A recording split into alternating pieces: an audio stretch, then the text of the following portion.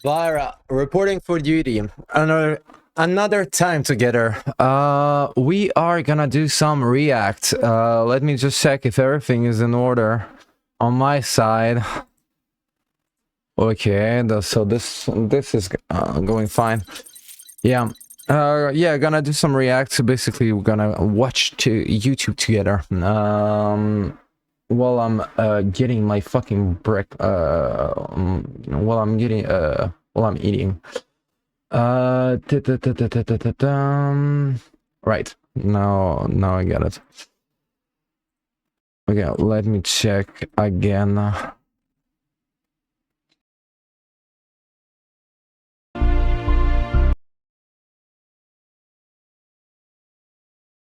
Okay, perfect.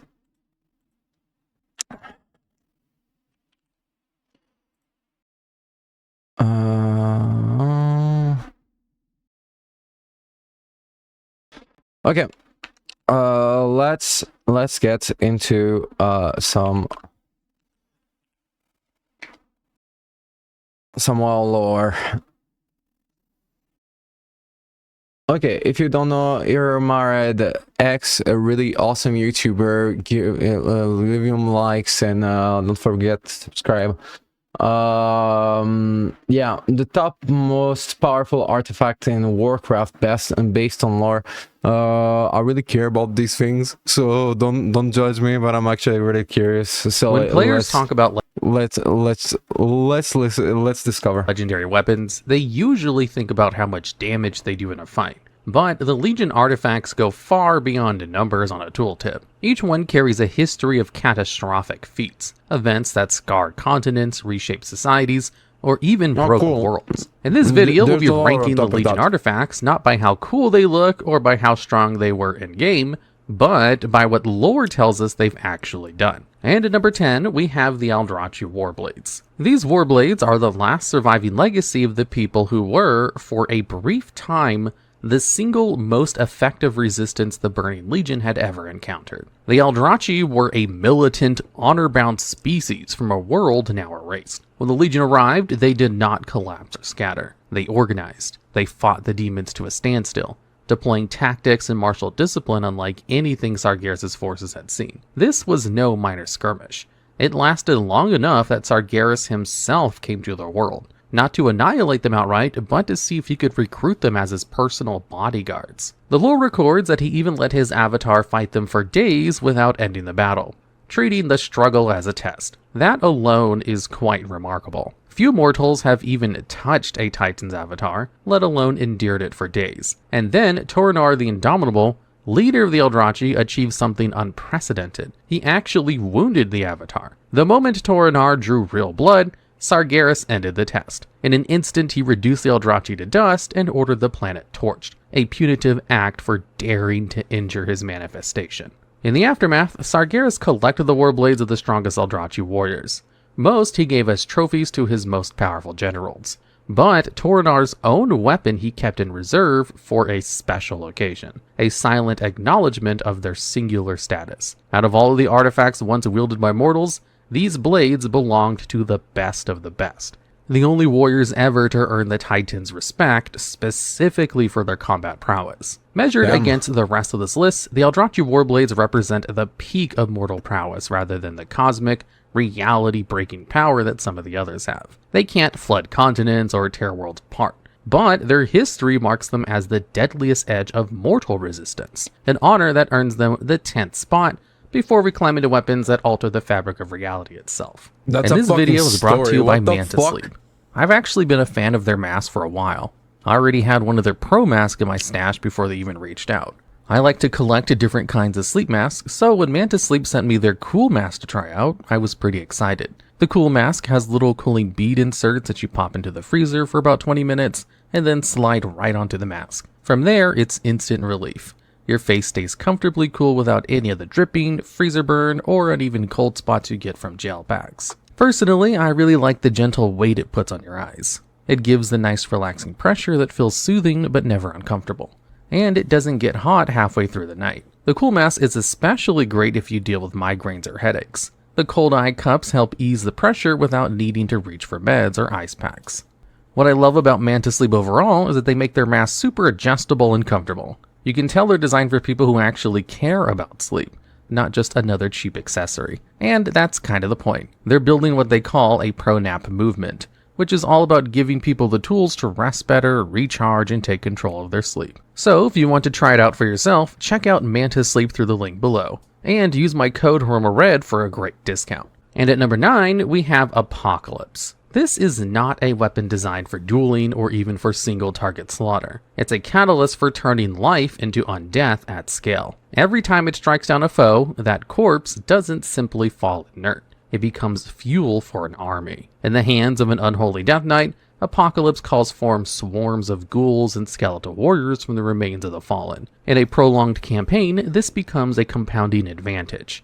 Each enemy slain becomes another soldier fighting for the wielder, accelerating the collapse of opposing forces until whole battlefields are under undead control. The destruction it could cause could nearly be directly correlated to Frostmourne. In theory, given enough time and victims, a wielder of Apocalypse could methodically convert every living creature on Azeroth into undead thralls, not through a single apocalyptic spell, but through relentless, exponential recruitment. This is a slower but arguably more terrifying path to annihilation than a one-time explosion. Even at smaller scales, its effects reshapes war. An army with Apocalypse could invade a city, lose half its troops, and emerge even stronger, swelling its ranks with the defenders it just killed, similar to what the Frostmourne did. That potential, rather than flashy, world-breaking feats, is what earns Apocalypse its place at number 9.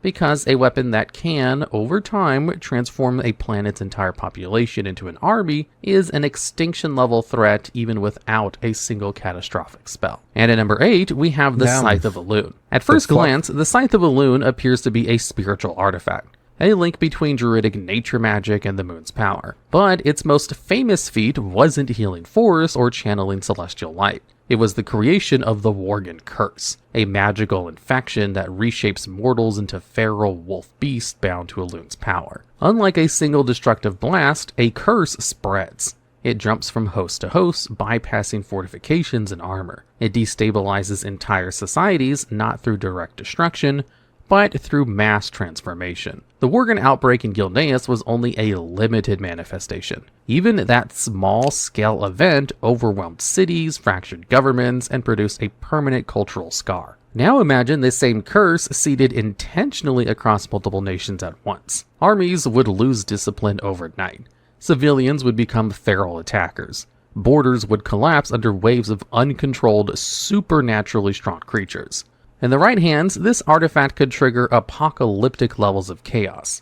It weaponizes nature's ferocity and the moon's magic into a contagious, civilization-level threat. And because the curse binds its victims to Elune's power, it could, in theory, be harnessed or directed, turning entire populations into unwilling shock troops. That places it above Apocalypse in our ranking. Where the Death Knight's blade slowly built an army from corpses, the Scythe of Elune could instantly transform living armies into something else entirely, destabilizing continents before a war even begins. And at number 7, we have Uthalesh, the Deadwind Harvester. Uthalesh is one of the few artifacts on this list with a feat clearly written into Azeroth's geography. This scythe was crafted as a conduit for an affliction magic on a scale far beyond mortal sorcery. Sargeras gifted it to the sorcerer Satiel, and with it she drained life from a once lush region, leaving behind the barren, haunted Deadwing Pass we know today. That act was not an accident or a slow blight. It was a single, decisive unleashing of power that stripped an entire landscape of vitality, plants, animals, people, and even the ambient magic currents that support life. This kind of magic is not just about killing. It empties. It takes what was there and leaves only a husk. The scar has endured for millennia without healing, which tells us the effect is not simply damage, but a lasting alteration of the world's life force. In other words, Uthalesh doesn't merely destroy, it rewrites the state of an area into permanent desolation. Scale that up and the implications are dire. If a single wielder could drain Deadwing Pass, multiple uses or an empowered casting could depopulate entire continents, leaving wastelands where civilizations once stood. Even at smaller ranges, it is an ideal terror weapon, striking not armies, but the very land they rely on. Compared to the Scythe of Elune's chaos or Apocalypse's gradual conversion, Uthalesh operates with surgical, region-level annihilation, and a scar that lingers indefinitely. The combination of immediate devastation and permanent ruin earns it the 7th spot on this list. And at number 6, we have the Fist of Ra-Den. These fists are less a weapon in the traditional sense and more a Titan caliber conduit for elemental energy. Ra-Den himself, a keeper created by the Titans directly, wielded it to shape life and command storms. With it, he split the skies, unleashing lightning powerful enough to topple armies, and, most impressively, granted life to the Mogu. That last feat alone places it beyond mortal magic. Creating a race is a creative act on par with Titan engineering, not just a powerful spell. It demonstrates that the Fist is not a simple channel for lightning, but a bridge to raw forces of creation. On the destructive scale, the same storms could devastate fleets, tear apart cities, or erase whole regions with unending thunder. A single wielder could command weather on a continental scale, disrupting agriculture, transport, and defense systems long before direct strikes. Where Uthalesh leaves land lifeless, the Fist of Ra-Den could render it uninhabitable with endless storms, or conversely create new life in its aftermath. That duality, Cataclysm or Genesis, is rare amongst weapons. It's also telling that the Fist feats are documented, not hypothetical. We have historical precedent for it granting life in Ultra in the Sky. Given Ra-Den's status as a Titan construct, the true upper limit of its power in mortal hands remains unknown, but even a fraction of its capability makes it one of the most potent environment-shaping artifacts in Azeroth's history. That's why it sits just above Uthalesh. It can do everything a region-level destructive weapon can, but it can also perform Titan-like acts of creation. Let me just check one thing.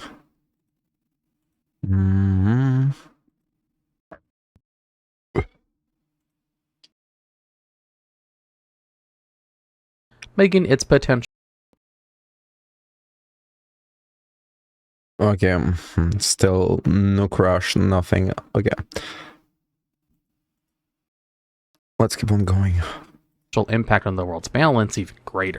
And at number 5, we have Shara's Doll, Scepter of Tides. This is an artifact of water, and in Warcraft lore, water has always been underestimated as a weapon. This scepter doesn't just move tides, it embodies the ocean's full, ungovernable force. In ancient times, it summoned a cataclysmic flood that wiped out coastlines and reshaped civilizations. But you don't even have to look that far back to see what kind of power this means.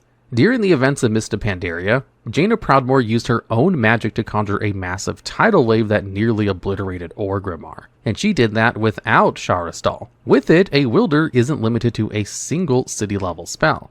They command the seas themselves. This means, in practical terms, Shara's Doll could do far more than drown a single harbor. Every major capital built on or near water, Stormwind, Borealis, Zandalar, Undercity before its fall, depends on predictable tides.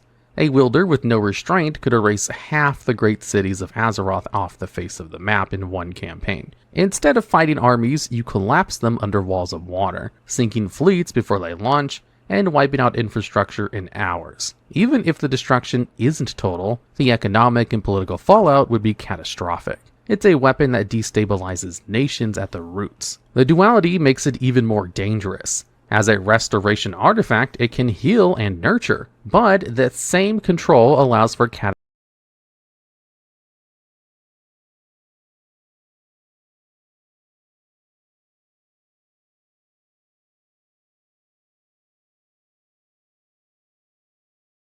cataclysmic flooding or redirection of oceans. Water is persistent. It carves canyons and swallows islands. Scaled to the artifact's full potential, Shara's Doll can drown continents and rewrite coastlines, doing in hours what normally takes nature millennia. That's why it sits above the Fist of Ra-Den, because it isn't just about summoning a storm, it's about wielding the planet's largest and most essential element as a weapon, with city-killing precedent already hinted at in its lore. And at number 4, we have Alunith, Great Staff of the Magna. Alunith is not simply a staff of powerful spells. It contains a bound, sentient entity of raw, primordial, arcane energy. Something so potent that even Aegwynn, one of the most accomplished guardians in history, could barely contain it. Her magical reserves were near titanic, and yet wielding Alunith was a constant struggle. That alone tells us this is not a normal conduit. It's a bottle holding a storm that predates the ordered magic of the Titans themselves. Unchecked, the storm wouldn't behave like a bomb. It would destabilize the very rules governing magic, causing uncontrolled eruptions of arcane energy that tear the fabric of reality. Spells would backfire. Ley lines could rupture. The thin boundaries between planes might collapse. This is less about one cataclysmic moment and more about a cascading failure of reality wherever the staff is unleashed. It's a fundamentally different category of danger from Sharasdal's floods or Uthalish's draining. It threatens the underlying operating system of the world rather than its surface features. We also know Aluna's entity is conscious. It resents being bound and constantly tests its prison. This makes it unpredictable. The risk isn't just power, but loss of control, something even the most disciplined mage could struggle with. In lore terms, an uncontrolled Alunith event could spread farther and last longer than any single spell, making... Okay, so this one, Aluneth, I heard about it, but like, goddamn, it can break realities and planes of existence if unleashed, and the only thing that you know about it is that there is a conscience in it that is imprisoned and that always tries to escape. This is crazy power scary. This is so fascinating. Regions permanently unstable for arcane practice, or even the basic laws of physics. Because of this, Alunith sits high on this list, despite not having a single shattering world feat. It instead represents a sustained existential threat to reality's integrity. While Sharasdal can drown continents and the Fist of Ra-Den can create or destroy life, Alunith could make the laws of magic themselves collapse. A danger on par with cosmic-level entities. And at number 3, we have Tuur, Beacon of the Naru. Tuur stands out on this list because, unlike most of the artifacts here, it is primarily associated with healing and creation rather than destruction. Forged by the Naru and imbued with the essence of the light itself, Tuur's feats go far beyond mending wounds. In the war against the Void, it once saved entire planets from annihilation at the hands of the Void Lord Dementius. And this isn't even just a metaphor. Dementius is a cosmic-scale entity whose assault can unmake worlds. And Tuur intervened to stop that level of devastation. That feat alone puts it in the same class as weapons capable of planetary destruction, but as a force of preservation. The implication is staggering. If the light concentrated in Tuur can restore or preserve worlds at that scale, then, if inverted or misused, that same energy could theoretically unravel or erase life on a similar magnitude. Its power is not in a single blast, but in the scope of what it touches, healing or rebuilding entire ecosystems, reversing extinction events, and countering void corruption on a planetary level. This places Tuur above Aluneth. While the staff threatens to destabilize reality locally, Tuur has demonstrated interplanetary impact. Another dimension of its danger is political. An artifact that can undo devastation can also determine the fate of civilizations. A wielder could choose which worlds survive and which perish, rewriting galactic history without firing a shot. That duality, saving or erasing on a cosmic scale, is why Tuur ranks this high despite being holy. In terms of raw potential, it is every bit as consequential as a weapon of mass destruction, only wielded in reverse. And at number 2, we have Xal'atath, Blade of the Black Empire. Xal'atath is more than just a dagger. It's a prison for an ancient void entity, and that entity is no longer just whispering from the shadows. In the current World of Warcraft storyline, as making this video, the consciousness that once inhabited Xal'atath has emerged as a major antagonist, shaping events on a cosmic scale rather than lurking at the edge of them. That evolution changes how we judge the Blade's power. We're not only looking at a relic of the old gods, we're looking at a vessel that incubated a villain now threatening Azeroth directly. Even before its escape, the Blade's danger was its ability to corrupt and infiltrate. It doesn't need a giant spell or a direct strike. It seeps into minds, ecosystems, and even Titan constructs, bending them slowly towards the void. That's why the old gods nearly won. They work through patience and inevitability. Xal'atath channels that same methodology. In mortal hands, it's a whisperer and corrupter. In the hands of its own liberated entity, it's a living extension of the Black Empire's will. This makes it fundamentally different from the other artifacts on this list. The Scythe of Elune or Apocalypse can destabilize civilizations. Xal'atath carries an intelligence and a long-term plan. The current antagonist's rise out of the blade shows that it was never just a tool, it was a chrysalis. And if that entity still uses the blade as a conduit, the scale of its power rivals anything short of a titan. It's not a slow apocalypse anymore. It's an active, central force in Warcraft's narrative, steering the next great calamity. That's why it holds the second spot. Its danger is no longer hypothetical corruption, but a proven, evolving adversary whose influence could surpass even weapons that break worlds outright. And at number 1, we have the Scepter of Sargeras. The Scepter sits at number 1 because it has already accomplished the kind of feat other artifacts could only imply. When Ner'zhul used it to open uncontrolled portals across Draenor, the resulting stress ripped the planet apart, leaving only the shattered fragments we now call Outland. This isn't a hypothetical or a story told in whispers, it's just canon. The Scepter directly caused planetary destruction through its manipulation of space and dimensional rifts. Its design is pure destructive leverage. While other artifacts might build armies, spread curses, or destabilize magic, the Scepter of Sargeras tears open reality itself. Each portal is a wound in space. Uncontrolled, they multiply and overlap, and rip at the world's structure until tectonics, atmosphere, and magic ley lines collapse. In effect, it weaponizes the world's own fabric against itself. No rebuilding, no recovery, just disintegration. Because it draws on the power of Sargeras, a titan, its upper limit is unknown. Draenor's destruction may not even represent its full capacity. In theory, it could be used on Azeroth or other worlds with even more catastrophic results. That makes it unique amongst Legion artifacts.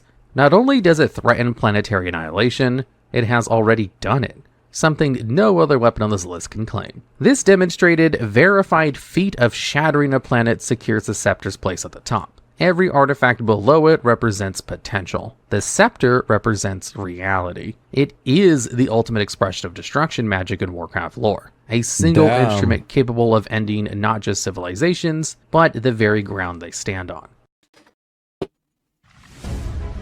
Damn, that was really awesome. I actually didn't knew anything about anything whatsoever, but like the ones that like really surprised me was the Scythe of Elune, but also like Aluneth is really incredible, and like so it talks about the Guardians before that were not even able to fucking wield it. Tyr is really interesting, but like seeing like Xal'atath is really an interesting one as well. I don't know. The Scepter of Sargeras is just plain scary, you know? Anyway, thank you Marad X for this video. Subscribe and leave a like if you enjoyed it. Support content creation.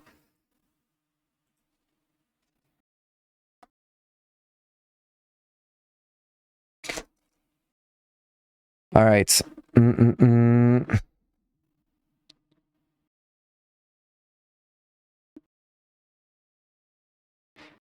I'll check my VOD.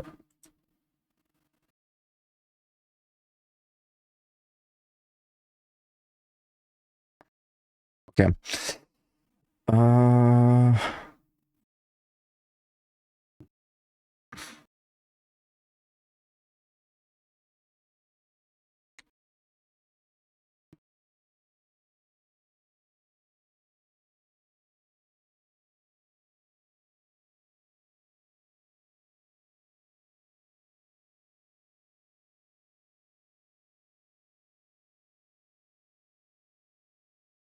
Okay, Hideo Kojima answers Hideo Kojima questions.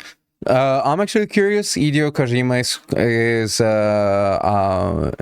is a legend, so why not listen to what the legend called Hideo Kojima has to say? こんにちは、ゲームクリエイターの小島秀夫です。今日は小島秀夫に関する質問にお答えします。This is 秀夫小島サポート。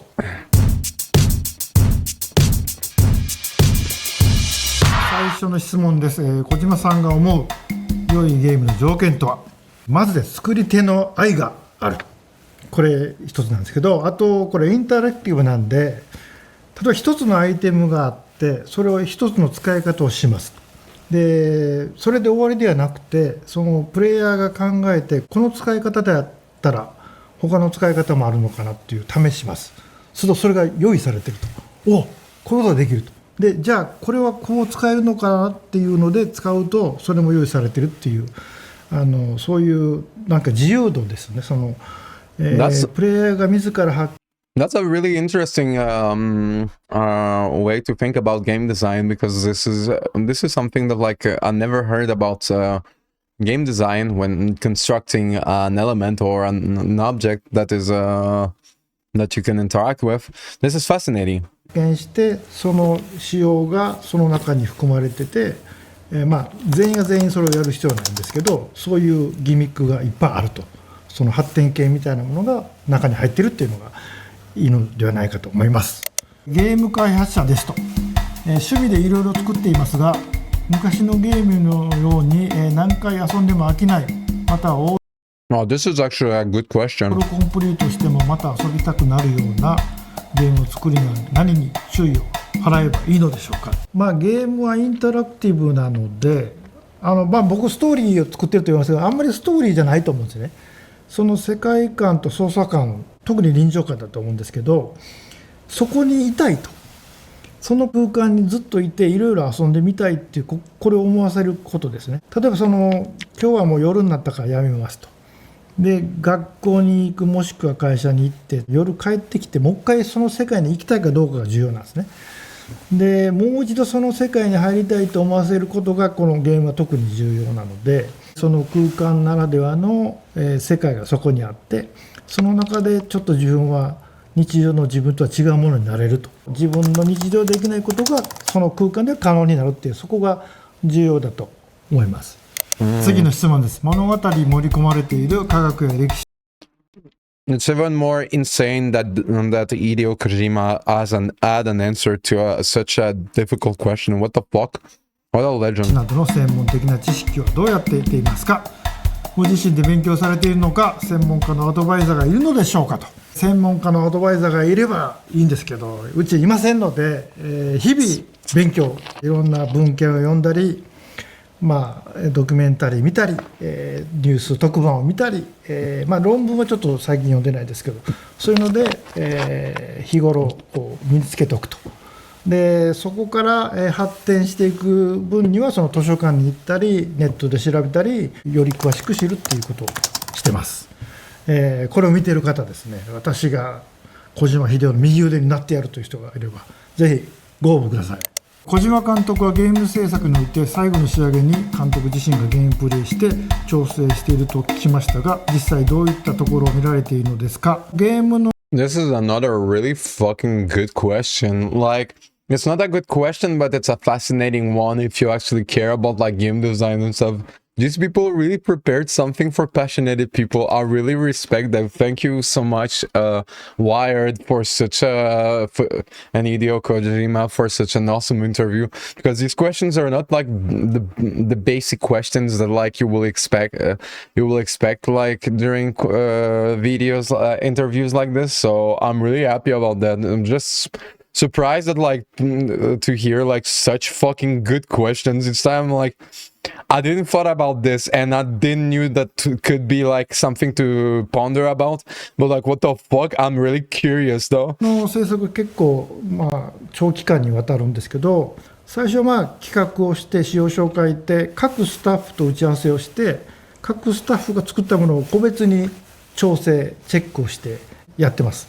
で最後の1年ぐらいはそれを全部ひっつけて実際にコントローラーを握ってゲームの最初から終わるまで何回もプレイするんですけど、そこで見ているのは操作感とかグラフィック、キャラクター、モデルの出来不具合とか、あるいはその、アニメーション、あとサウンド、効果音、音楽、それからゲーム性ですね、あとプログラムというかそのエフェクトも含めて、まあ、全てを見てます。マップもそうですけど、なんでそれをまあ何回も何回もやりながら実際にゲームプレイをして修正していくというか、ゲームのプレイヤーの視線で同じようにカメラで見てどうなのかと、同じようにヘッドホンで音を聞いて、あるいはヘッドホンじゃなくて、画面から直接音を聞きながらボリュームをどうするかということも含めて、調整をしていきます。で最後はまあバグチェックなどをしながら難易度調整もやります。そこはノーマルのモードは僕が調整したものなんで、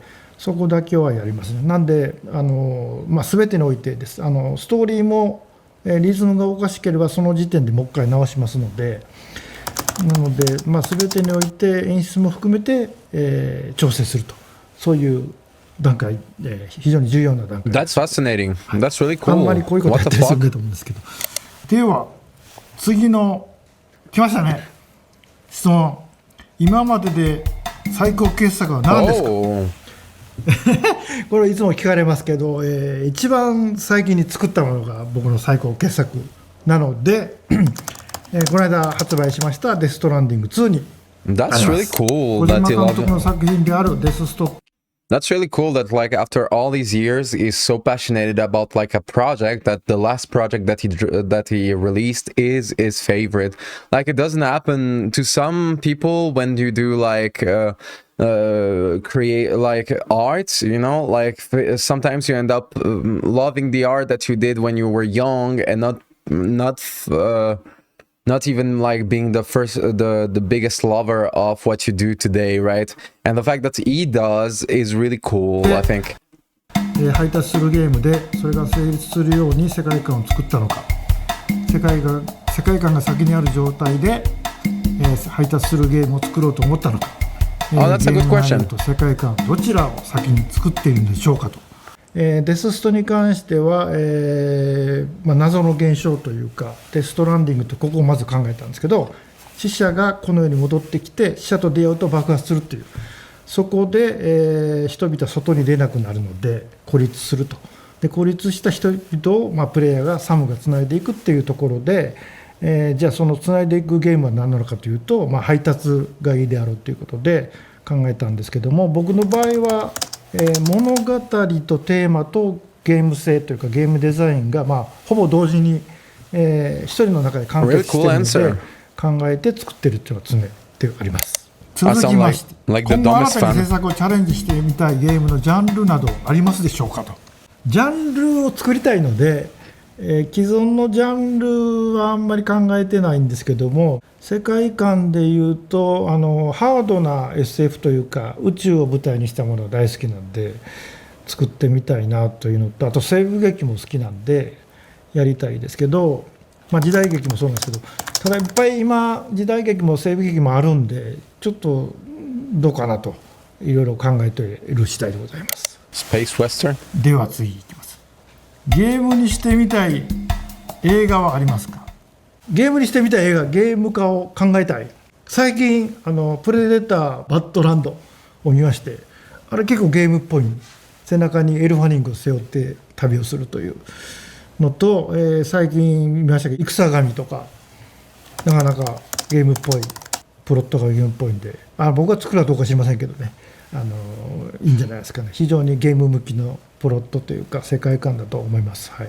これからのゲームの進化について VR など3次元に突入すること以外でスマホゲームや PC ゲームなどはどのように発展していくのでしょうか。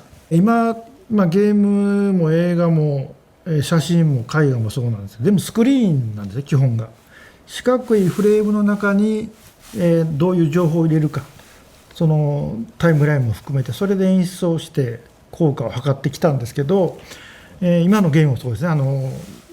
テレビの画面とかパソコンとかスマホとか iPad とか、それが携帯機になってどんどんどこでも遊べるようになったんですけど、やっぱり四角の画面から逃げられないと。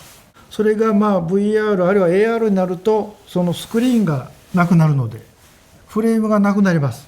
これは今までのエンタメアートにとっては未だかつて誰も経験したことないもので、舞台とかはある種フレームはないんですけど、フレームを取った時にどういうエンタメが生まれてくるかというか、演出方法があるかというか、その表現方法もどんどん変わっていくと思うので、そこは結構僕は重要だと思うので、大きくエンタメとかアートが変わるその時代に来ているのかと思ってます。非常に興味深いので、ちょっとワクワクはしてます。ゲームクリエイターになる上で大切な才能はありますか？ This is a cool question. ゲーム作りが好きかどうかっていうのは一番大きいですね。仕事としてやってる分だとあんまり成長はしないと思いますし、あと、ゲームはその映画とか後のアートとは違いまして、タイムラインは自分で決めれません。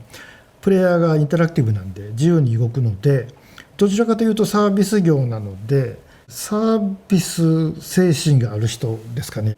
喜んでほしいと思う気持ちが必要ですし、いろんな人がどう行動するかを見ながら、なんでしょうね、こう先手を打っていくという、そういう作り方になりますんで、アトラクションを設計している人とは近いと思うんですけど、そういう才能というか、そういうことが好きな方ですね。人を驚かしたり喜ばしたりするのが大好きな、そういう人、クラスに大体1人か2人いますよね。そういう人が一番いいかもしれない。これまでで最も遊び込んだゲームは何ですか？スーパーマリオブラザーズですね。これ1年ぐらい遊んでたかな。大学生だったんですけど、学校休んで家でやってたこともありますし、スーパーマリオがなかったら多分ゲーム業界に来てなかったかもしれませんね。はい。今はもうちょっと全然できませんけど、要は、横スクロールのアクションなんですけど、左から右に行くだけなんですね、マリオが。でジャンプするだけなんです、基本的には。でも加速ボタンがあって、その加速ボタンとジャンプボタンを微妙に使うとこう飛び方が変わって、それで攻撃をしたり敵を避けたりするっていうのと、あとストーリーはほとんどなかったんですけど、なんか冒険をしてる感じがあって、これで This is actually really true. That's Super Mario didn't have a story, but like you said, you still felt like there was one and it was enough, and that you were going through something, you know? So actually a really good point that I never really noticed in Super Mario. あれを見た時に、ストーリーもなくドット絵でしたけど、このゲームというメディアがやっぱり今後多分映画を超えるものになるのではないかという、確信があったのでゲーム業界に来たということでございます。これまで小島さんのゲームに最も大きな影響を与えた映画監督は誰だと思いますか？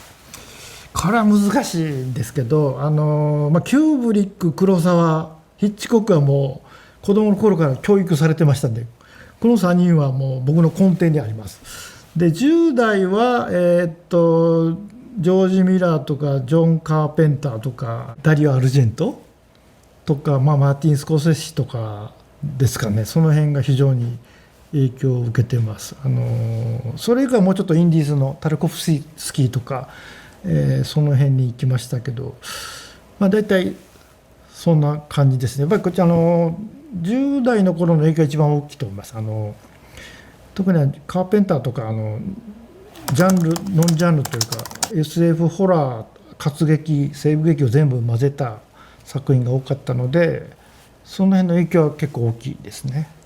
現実世界において AI による統制はすでに現実味を帯びてきていますが、 MGS2 当時からその件に言及されているような作品でした。当時からこのような時代が来ると予測されていたのでしょうか？予測さ This is really a good question. What the fuck? れていたのであれば、当時なぜそう思ったのかを教えてくださいと。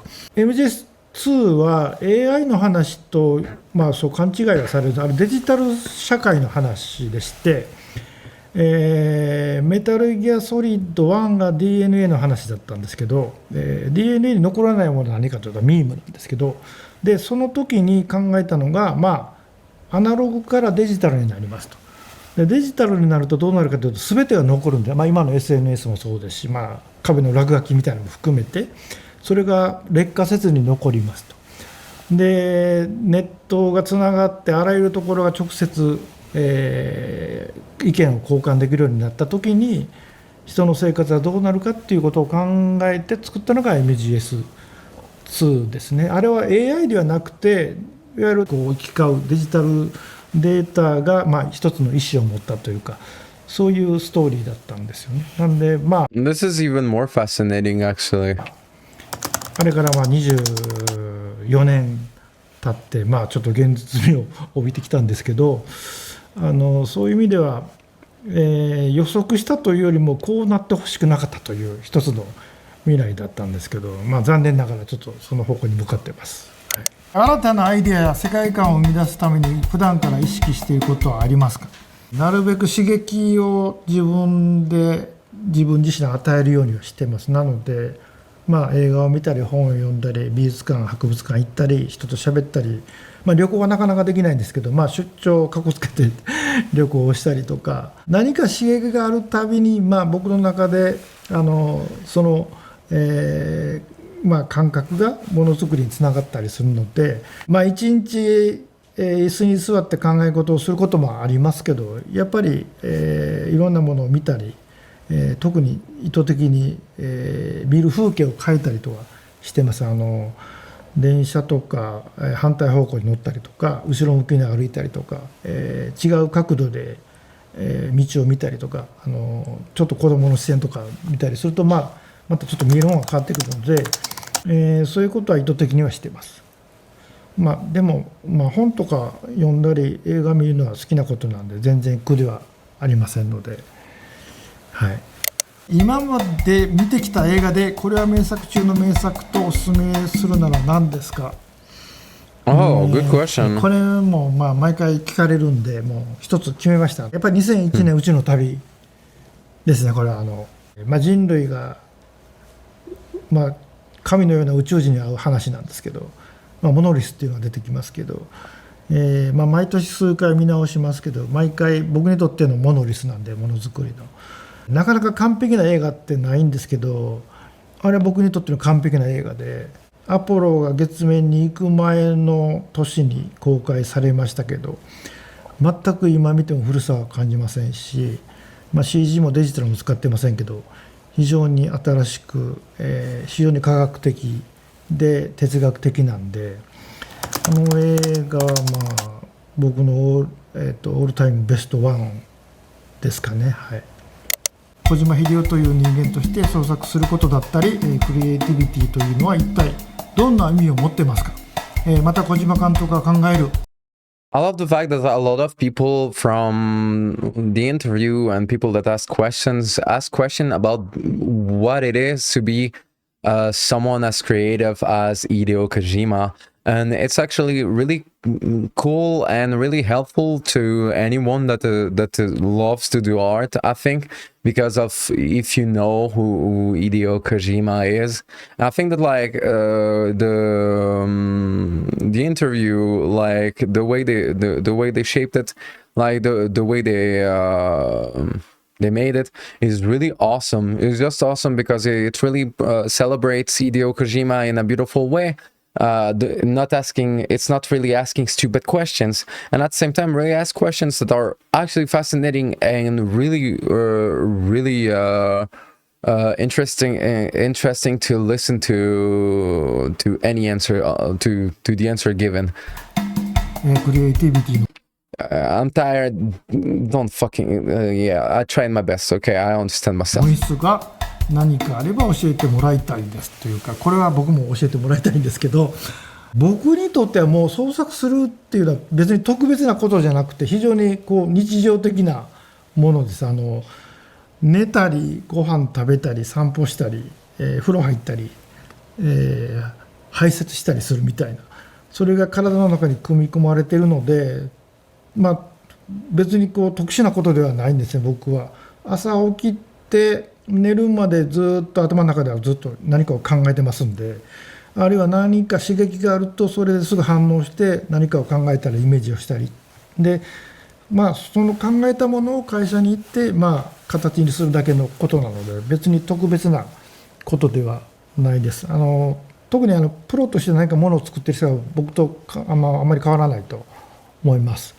なので今の生活、一日の生活の中からクリエイティビティを僕が取ってしまうと多分生きていけないのかなというようなことを考えます。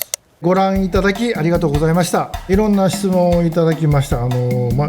毎回聞かれる質問とかも多かったんですけども、中にですね Thank you so much, Wired and Hideo Kojima, for this interview. It was awesome. It was really awesome.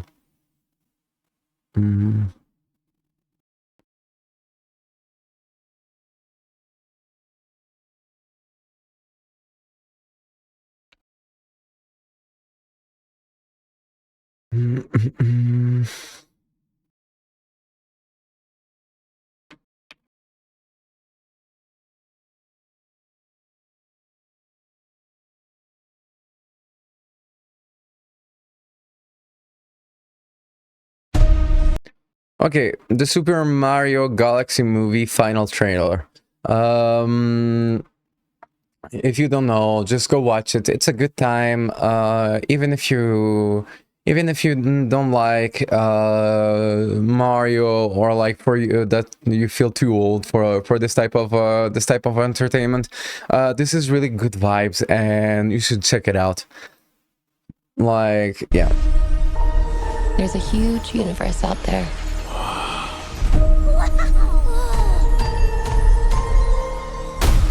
With a lot of galaxies.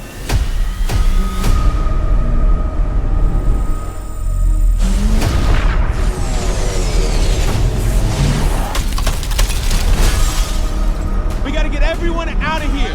Go, go, go!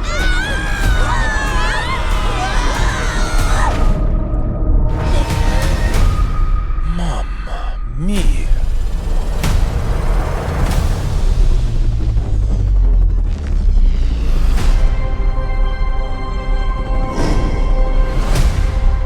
I demand that you release my father. Over my dead body. Fine with me.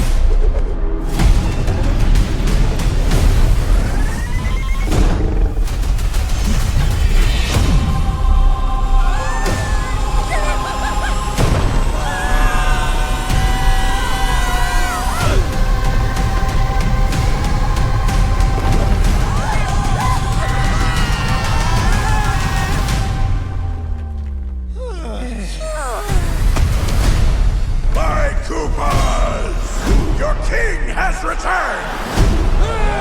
Long live the king! The Bowser name shall be feared once more! Oh no! Everyone calm down. Toad, pack our things. Let's go. Let's go! Oh, princess, you're going to regret that.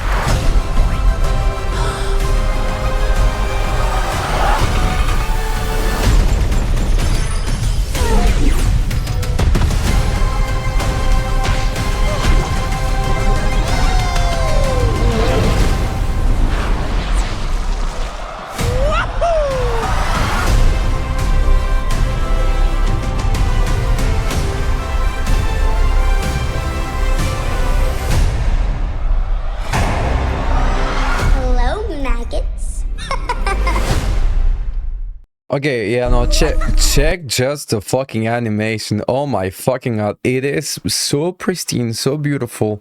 The sound direction is so, like, this is a good time for any kid, for real.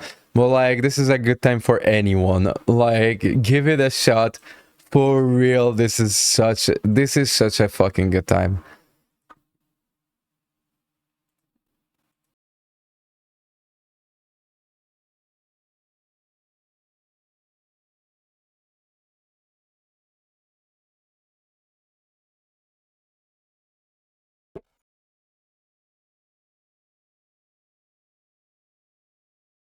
Okay.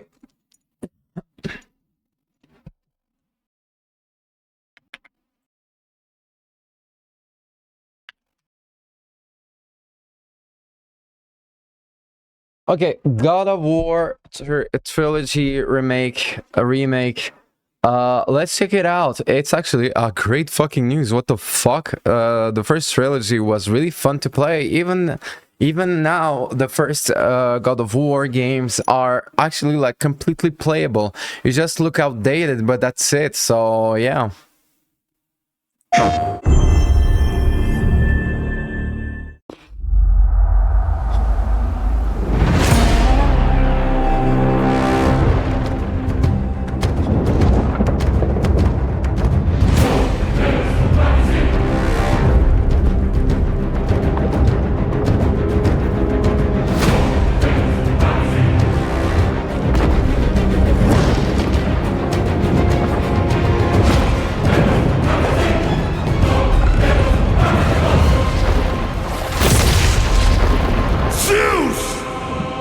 son has returned.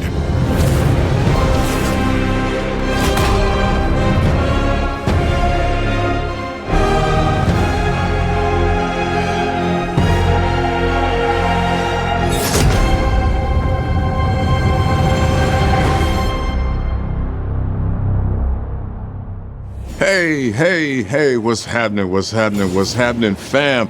It is OGTC, the original God of War. How y'all doing today?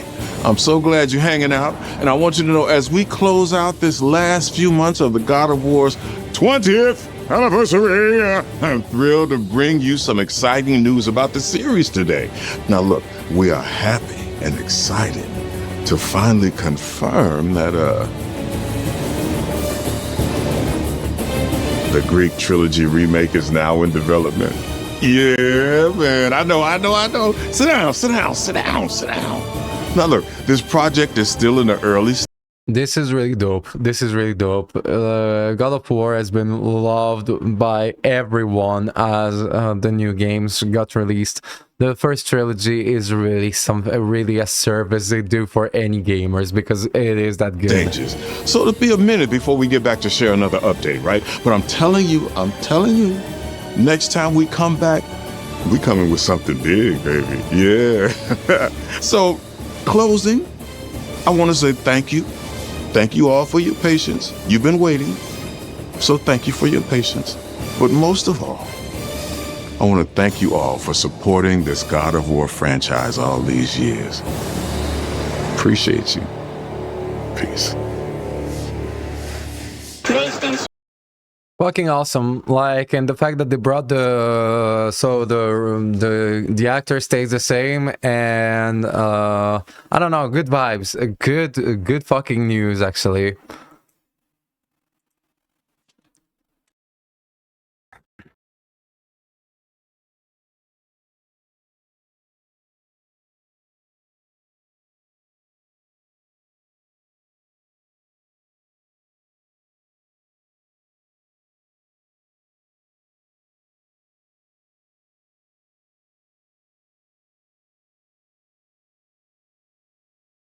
Let me just check.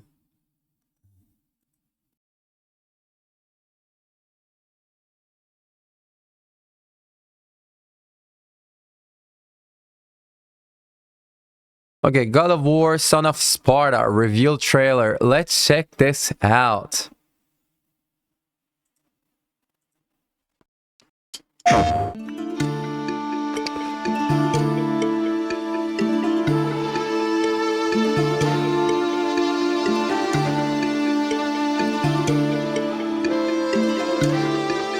Before I was a father.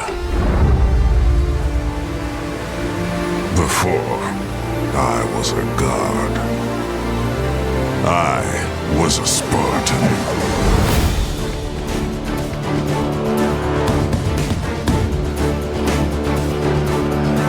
Spartans! Our duty is to Sparta. Fear is a reaction. Courage is a decision. Press your attack! Don't relent! Never on our backs! Never left behind! Always united!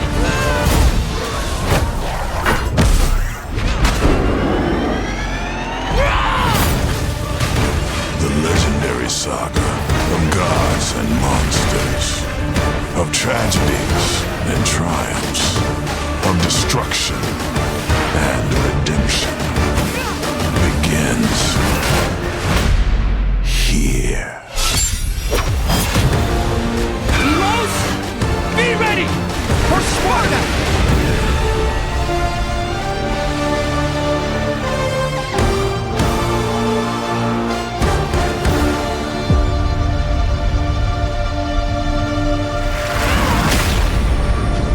This is only the beginning. Okay, so actually not what I expected. I'm guessing that this is let me check. Fucking god, it crashed. This is not what I expected. I'm guessing that, like, yeah, it's not a remake, it's Son of Sparta. Wait, let me just check my fucking things.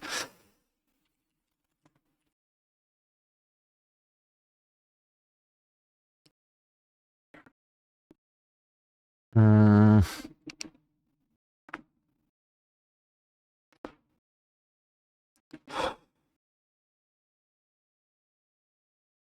Yeah.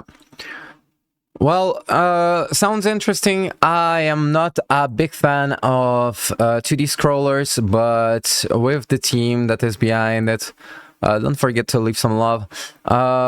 It's not too bad. I'm quite happy about like the people that are happy about this type of games. So yeah.